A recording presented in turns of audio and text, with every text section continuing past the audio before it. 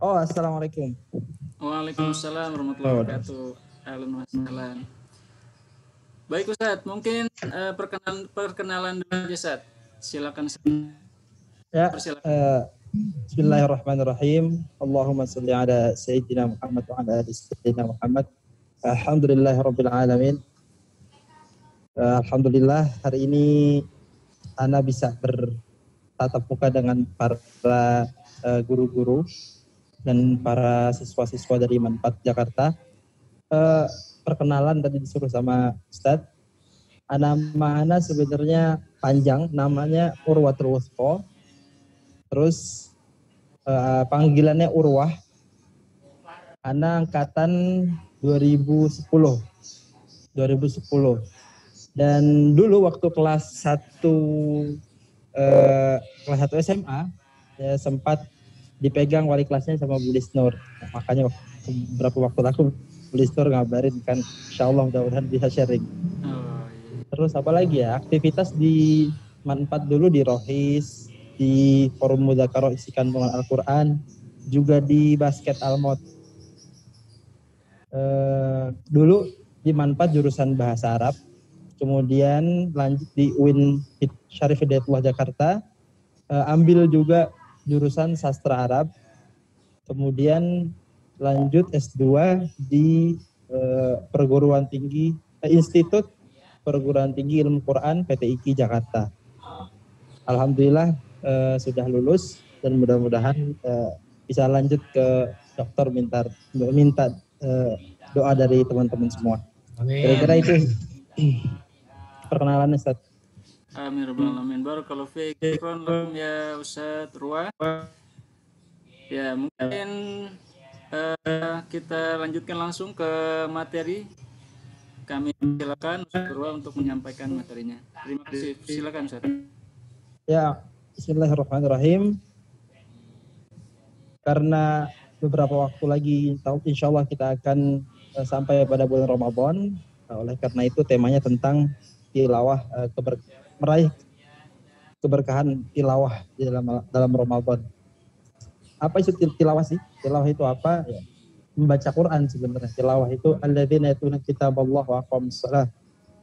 Yang mengulang-ulang, yang terus membaca secara continue, terus menerus, itulah tilawah.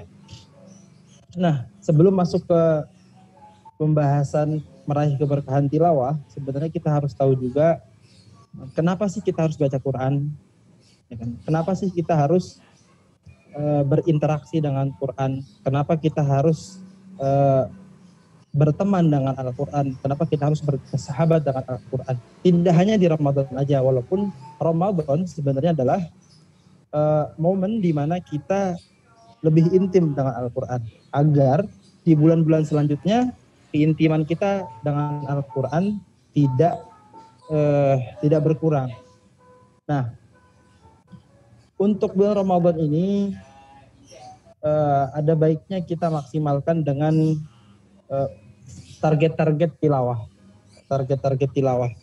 Nah, waktu itu kalau nggak salah beberapa waktu lalu tahun 2009, anak kelas 2, anak ingat banget.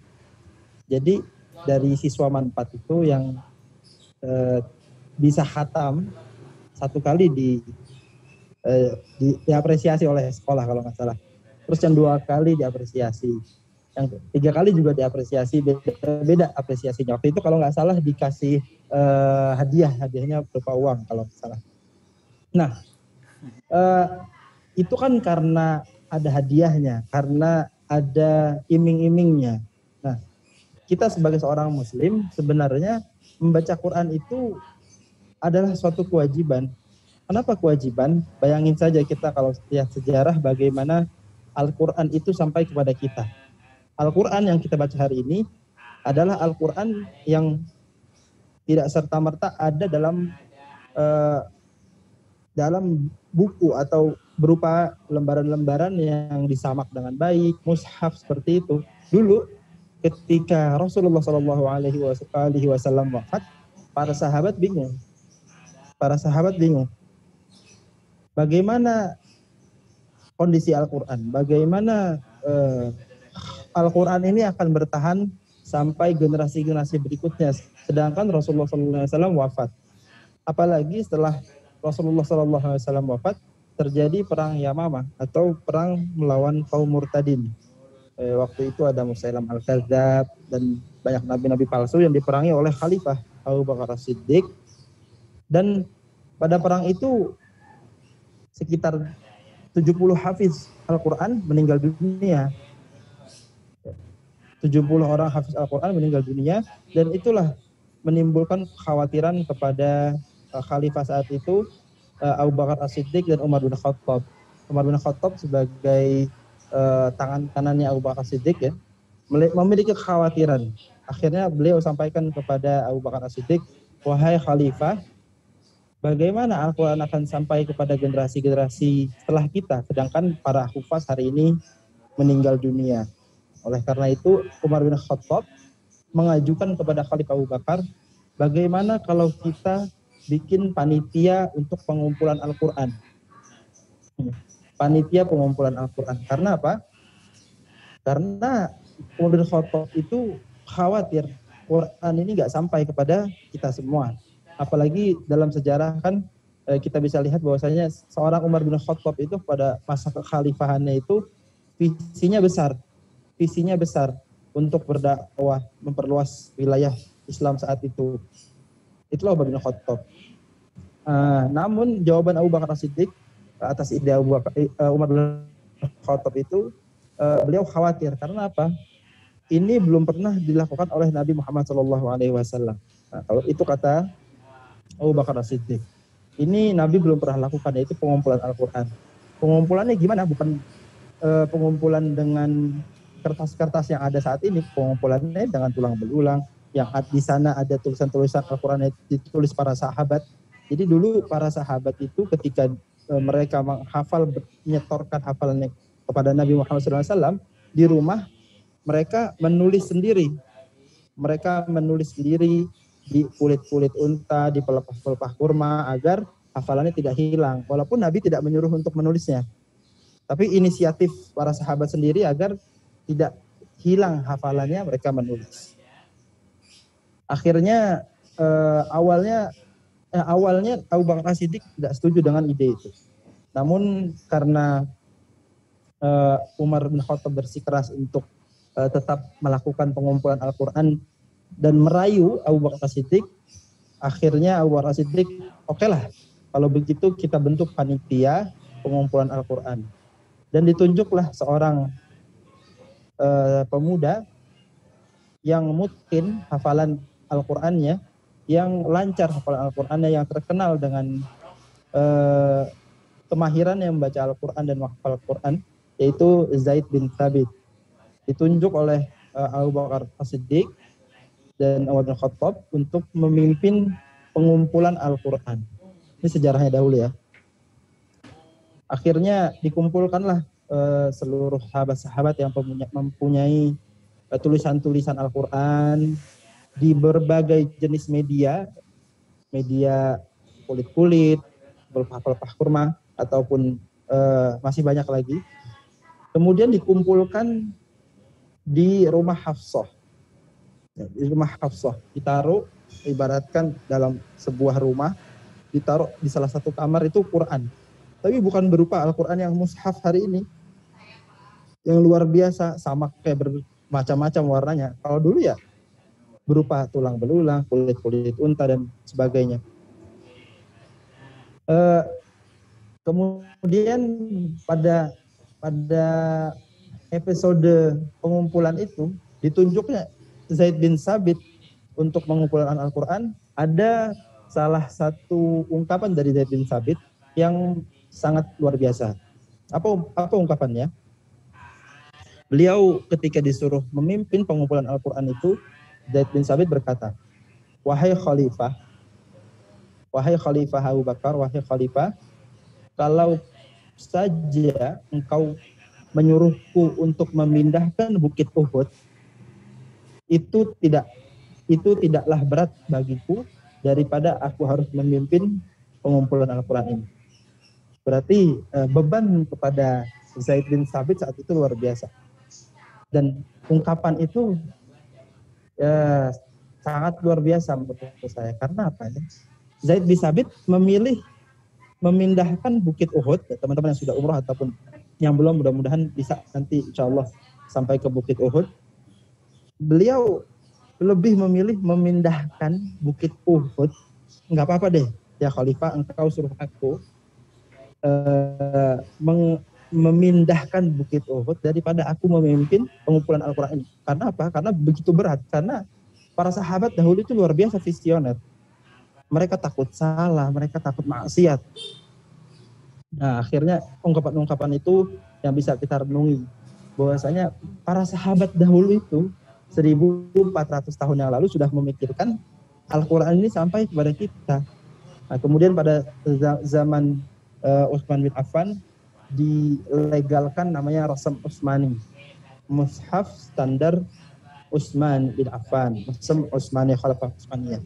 Kemudian apakah pada saat itu pengumpulan Al-Quran sudah berupa buku-buku atau mushaf seperti sekarang? Belum, hanya ada satu mushaf, yaitu yang disimpan di rumah Utsman bin Affan. Yang mushaf itu dikurasi atau dikumpulkan menurut urutan bagaimana Nabi Muhammad SAW, bagaimana para sahabat menyetorkan Al-Qur'annya kepada Nabi Muhammad SAW. Nah, kemudian apakah pada zaman Utsman bin Affan yang distandarisasi dengan Rasam Utsmani itu sudah ada harokatnya seperti sekarang? Ternyata belum. Ba bentuknya seperti itu, huruf ta bentuknya seperti itu, huruf ta bentuknya seperti itu, huruf jim bentuknya seperti itu, ha seperti itu. Apakah sudah ada perbedaannya? Belum ada sama sekali. Nah, itu disempurnakan pada zaman Ali bin Abi Thalib. Pada zaman Ali bin Abi Thalib ada seorang tokoh kalau sekarang disebutnya adalah beliau adalah tokoh bapak ilmu nahwu. Bapak ilmu nahwu, ilmu gramatika dalam bahasa Arab. Namanya Abu Al-Aswad Ad-Duwali. Ya, beliaulah yang berjasa menaruhkan harokat-harokat, kemudian titik-titik. Nah, itu juga pelajaran dalam seni kaligrafi klasik Arab. Pada saat itulah memang disempurnakannya kaligrafi. Apakah sudah ada seperti hari ini? Ya, belum juga. Disempurnakan mushaf itu, kemudian sampai hari ini terus dijaga Al-Quran itu oleh siapa? Oleh Allah Subhanahu wa Ta'ala, oleh para malaikat dan orang-orang yang ingin turut serta menjaganya. Jadi kalau disimpulkan dari sejarah pengumpulan Al-Quran ini sehingga sampai saat ini jadi Al-Quran yang seperti kita lihat, sebenarnya merujuk kepada surah Al-Hijr ayat 9. Apa bunyinya? Surah Al-Hijr ayat 9 bunyinya adalah A'udzubillahi minasyaitonirrajim. Bismillahirrahmanirrahim. Inna nahnu nazzalna dzikra wa inna lahu lahafizun. Sungguhnya kami yang menurunkannya dan kami pula yang menjaganya. Dan sesungguhnya kami. Jadi kenapa Allah Subhanahu wa Ta'ala meletakkan dhamirnya dhamir nahnu, atau kata-kata nahnu itu kan kami. Karena di situ Allah Subhanahu wa Ta'ala menurunkan ini tidak sendirian. Walaupun Allah Subhanahu wa Ta'ala mampu untuk menurunkan Al-Qur'an ini sendirian, tapi Allah Subhanahu wa Ta'ala melibatkan malaikat Jibril alaihissalam. Kemudian ada Rasulullah sallallahu alaihi wasallam sebagai kekasihnya yang diberi mukjizat Al-Qur'an ini. Kemudian para sahabat-sahabat yang dahulu itu berusaha untuk menjaga Al-Quran. Itu masuk dalam kategori wa inna lahu lahafidun, dan kami pula yang menjaganya. Nah, kita sebenarnya umat Muhammad ini akhir zaman, apalagi hari ini, harus mau atau harus turut serta dalam kata-kata lahafidun, karena dhamirnya pakai jamak. Jamak itu tidak terbatas, 2 atau lebih. Jadi ada kesempatan untuk kita masuk dalam kata-kata kami yang ada di kata-kata lahafizun. wa inna lahu lahafizun. Nah, kira-kira itu sebagai pembukaan kajian kita. Baru pembukaannya, belum materinya. Teman-temanku yang dirahmati Allah Subhanahu wa taala, itulah sejarah pengumpulan Al-Qur'an hingga saat ini, bagaimana Al-Qur'an bisa sampai kepada kita semua. Al-Qur'an bisa hadir di setiap sudut rumah kita. Tapi sayangnya Al-Qur'an itu biasanya berdebu. Al-Qur'annya berdebu karena jarang dibaca. Karena Al-Qur'annya jarang dibuka, karena Al-Qur'annya jarang dilihat, ya. Bagaimana apalagi membacanya, ya. Dilihat aja jarang Al-Qur'annya. Biasanya kan kalau misalnya kita lagi beberes rumah tuh, dalam sudut-sudut ada Al-Qur'an yang sudah masih baru fisiknya, bahkan masih diplastikin, ya. Tapi berdebu kan, dilap, ditaruh lagi, nggak dibaca biasanya.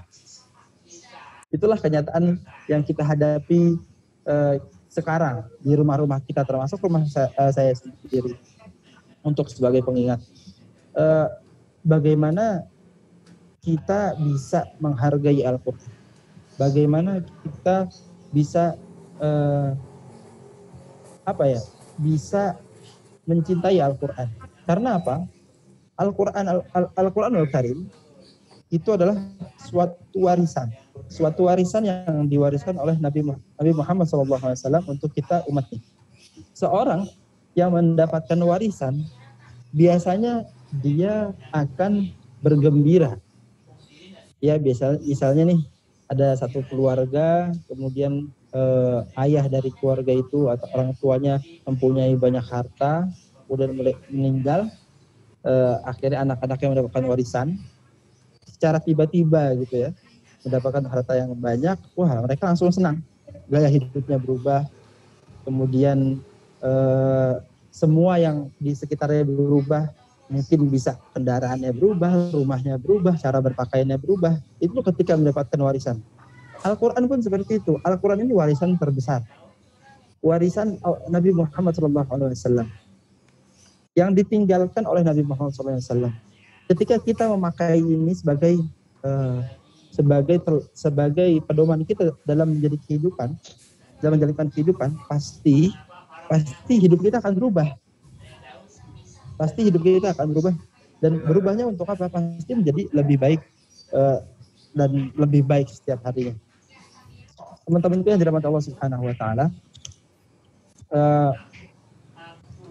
dari Abi Mas'ud radhiyallahu an pernah bersabda, "Man qara'a harfan min kitabillah falahu bihi hasanatun." Barang siapa yang membaca Al-Qur'an, barang siapa yang membaca kitab Allah satu huruf, falahu bihi hasanatun. Man qara'a harfan, barang siapa membaca satu huruf dari Al-Qur'an, falahu bihi hasanatun, baginya kebaikan. Fal hasanatu bi asyri amsalha, dan kebaikan-kebaikan itu dimisalkan 10 kebaikan. Wala aqulu alif lam mim harfun, dan aku tidak berkata bahwasanya alif lam mim itu satu huruf, walakin akan tetapi alifun harfun, alif itu satu huruf, walamun harfun, lam itu satu huruf, wa mimun harfun, dan mim itu satu huruf. Jadi teman-temanku yang dirahmati Allah Subhanahu wa taala, para guru-guru yang saya hormati, jajaran manfaat, kita semua akan mendapatkan apresiasi dari Allah Subhanahu wa taala ketika kita membaca satu huruf dari Al-Qur'an. Apa satu huruf dari Al-Qur'an itu? Ya, satu huruf yang tertaut di dalam ayat-ayatnya. Misalnya kata alhamdulillahi rabbil alamin, alif lam ha mim dal, alif lam ha, itu aja sudah bingung kita menghitungnya, saking banyaknya huruf. Karena apa? Saking banyaknya hurufnya kita bingung. Jadi 10 dikali berapa nih? Antum semua, kita semua baca surah Al-Baqarah itu 286 ayat. Siapa yang mau hitung hurufnya coba? Ada yang mau coba hitung hurufnya? Karena apa? Karena itulah standar Allah Subhanahu wa taala. Standar Allah Subhanahu wa taala itu berbeda dengan standar makhluk. Ketika kita membaca Al-Qur'an satu huruf dikasih 10 kebaikan. Nah, teman-teman kita dari Allah Subhanahu wa taala sebenarnya sederhana sekarang ketika kita rasa banyak dosa, apalagi sekarang mau Ramadan. Mau Ramadan itu sebenarnya kita harus mereview dosa-dosa kita yang lalu. Kita ingat, kita minta ampun, ya. Langsung setelah itu kita timpa, atau bahasa kalau orang Betawi bilangnya timpa. Kalau harus kita isi dengan pahala-pahala yang baru. Salah satunya adalah pahala membaca Al-Qur'anul Karim. Allah Subhanahu wa taala berfirman, "Innal ladzina yatluna kitaballah wa aqamas shalah wa anfaqu mimma razaqnahum sirran wa 'alaniyatan yarjuna tijaratan lan tabur." Sesungguh orang-orang yang selalu membaca Al-Qur'anul Karim, melaksanakan salat dan menginfakkan sebagian rizki yang kami anugerahkan kepadanya dengan diam-diam dan terang-terangan, mereka itu mengharapkan perdagangan yang tidak akan rugi. Liwafiyahum ujurahum wa yazidahum min fadlihi innahu kana ghafuran syakur. Agar Allah Subhanahu wa taala menyempurnakan pahala dan menambah karunia-Nya kepada mereka. Sungguh Allah Maha Pengampun, Maha mensyukuri. Allah Subhanahu wa taala bilang ke kita semua, ini dalam surah Fatir ayat 29-30. Kalau engkau membaca kitab Allah Subhanahu wa taala, baca Al-Qur'an deh. Ini bahasa anak sekolahnya gini. Baca Al-Qur'an deh. Baca salat, baca Al-Qur'an, infak diam-diam atau terang-terangan juga enggak apa-apa. Kamu tidak akan rugi. Itu bahasanya Allah Subhanahu wa taala. Tapi Anda terjemahkan dengan bahasa kita sebagai sebagai di dalam perbincangan sehari-hari. Kemudian Utsman bin Affan radhiyallahu an juga pernah meriwayatkan Rasulullah sallallahu alaihi wasallam bersabda, "Khairukum man ta'allama al-Qur'an wa 'allama." Sebaik-baik kalian adalah orang yang mempelajari Al-Qur'an dan mengajarkannya. Ini yang bilang bukan presiden, ini yang bilang bukan orang yang kaya yang kita tahu, atau misalnya antum atau kita semua datangin presiden, kemudian Pak Presiden bilang, kamu adalah warga Indonesia yang paling baik. Bagaimana respon hati kita? Bagaimana respon jiwa kita? Wah, senang, bergembira. Tapi apakah kita tidak bergembira ketika Rasulullah Sallallahu Alaihi Wasallam, Allahumma shalli ala sayyidina Muhammad, yang bilang, Rasulullah Sallallahu Alaihi Wasallam, manusia yang paling mulia yang pernah Allah ciptakan. Satu-satunya manusia yang akan menolong kita ketika nanti di yaumul mizan, di yaumul mahsyar, Rasulullah Sallallahu Alaihi Wasallam. Bahkan Rasulullah Sallallahu Alaihi Wasallam yang dipikirkan sebelum beliau meninggal dunia adalah kita, umatnya. Ini Rasulullah beda. Ketika Rasulullah Sallallahu Alaihi Wasallam yang bilang, berarti kita harus bergembira. Karena apa? Pasti yang dikatakan Rasulullah Sallallahu Alaihi Wasallam itu pasti akan dicintai oleh Allah. Adalah amal yang dicintai oleh Allah Subhanahu Wa Taala. Karena Allah Subhanahu Wa Taala dan Rasulullah Sallallahu Alaihi Wasallam adalah satu kesatuan, tidak bisa dipisahkan. Makanya Allah Subhanahu Wa Taala juga dalam Al-Quran yang bilang, atau firman Allah Subhanahu wa taala, sesungguhnya aku dan para malaikatku bersalawat kepada Nabi Muhammad SAW. Innallaha wa malaikatahu yusalluna 'alan nabi. Sesungguhnya aku. Allah sendiri yang nyebut-nyebut. Nah, ini ada satu hadis yang tadi saya bacakan, khairukum man ta'allama al-Qur'ana wa 'allama. Sebaik-baik kalian adalah yang mempelajari atau belajar Al-Qur'an dan mengamalkan. Mungkin ungkapan ini sudah biasa kita dengarkan dari ustadz kita atau dari teman kita, dari orang tua kita, atau kita membaca di blog-blog atau di beberapa media sosial, tapi kita biasanya tidak kita rasakan. Karena apa? Ya kita tidak berpikir bahwasanya yang bilang ini Rasul.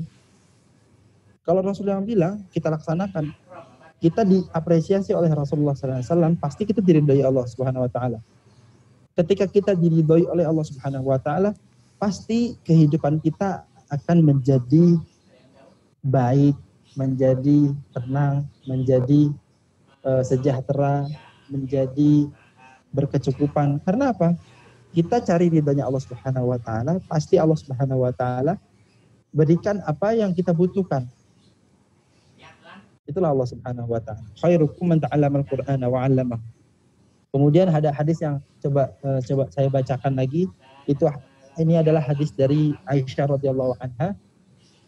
Man alladzi yaqra'ul Qur'ana wa huwa mahirun ma'a safaratil kiramil barrah. Barang siapa yang membaca Al-Qur'an atau tilawah Al-Qur'an dan dia pintar, posisinya, levelnya ma'as safaratil kiramil bararah. Mereka bersama para malaikat yang mulia. Jadi kalau teman-teman ada punya teman nih, sampingnya atau keluarganya atau ayahnya, ibunya ataupun teman-temannya di sekolah, dia mahir baca Quran, kita boleh berpositif thinking. Wah, luar biasa. Posisi dia bareng para malaikat, ma'as safaratil kiramil bararah. Tapi ada juga terus yang belum mahir gimana? Nah, ini dalam hadis ini juga Aisyah radhiyallahu anha mengatakan, "Walladzi yaqra'ul Qur'ana wa yatatatta' fihi wa huwa syaqqun 'alaihi lahu ajran."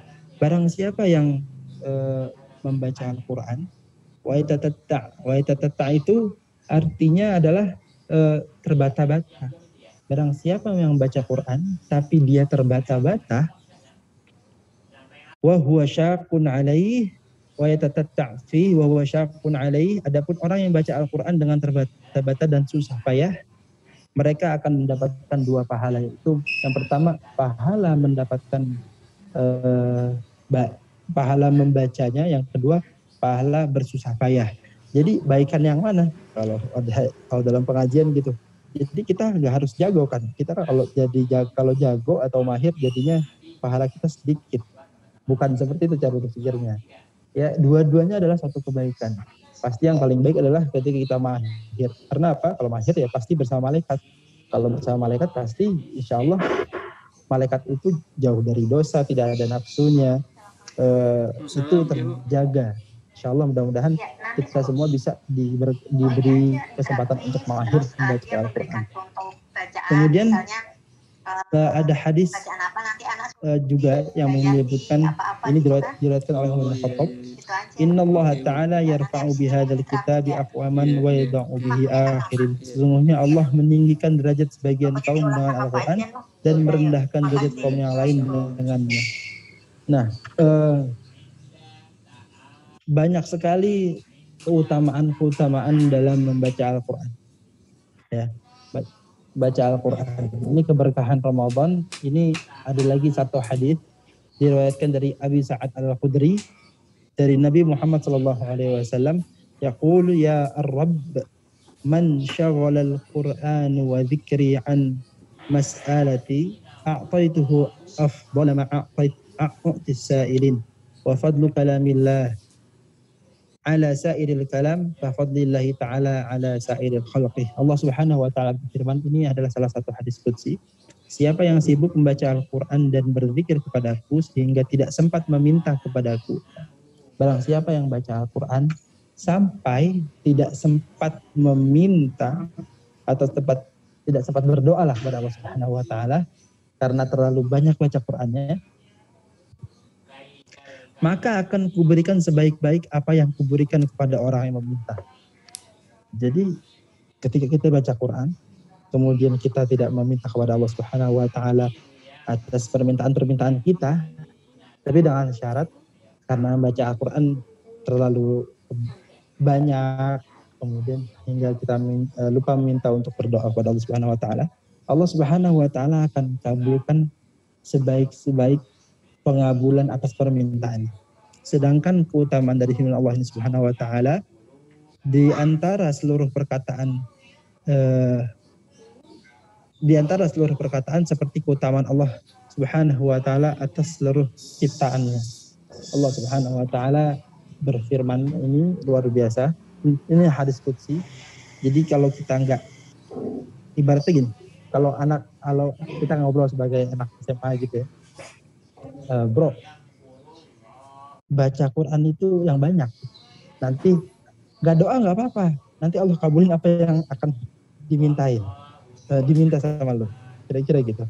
Jadi keutamaan baca Quran ini sebenarnya banyak. Cuma kadang-kadang kita sebagai Muslim tidak menyadari keutamaannya luar biasa sehingga kita lalai untuk bisa memaksimalkan hari-hari kita selalu tilawah, selalu mengulang-ulang, selalu membaca, sehingga kita mendapatkan kenikmatan dalam membaca Al-Quran.